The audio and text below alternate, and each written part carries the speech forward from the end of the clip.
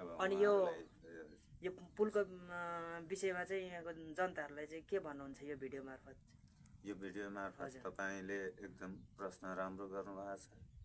यो पुलको बारेमा सबैलाई म भन्छु, तपाईँहरू एकदम आफू तयारी रहनुहोस्। हामी कृषक बाहेक अरू छैनौँ, अन्य व्यवसाय गर्नेलाई पनि र त्यो पुल बनाउने सबैलाई सहयोग गर्नुपर्छ। अझ छिटो बन्नको लागि पहल गर्नुपर्छ। अनि भए उहाँहरूलाई बेला बेलामा हाम्रो पनि रेखदेख जरुरी छ भन्छु है।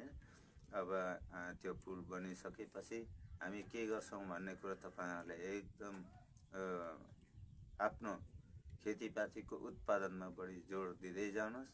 हाम्रा कुराहरू पनि हामीले उत्पादन गरेका चिजहरू पनि ठाउँमा पुर्याउन सकौँ अनि हाम्रो परिणाम होला कृषि प्रधान देश।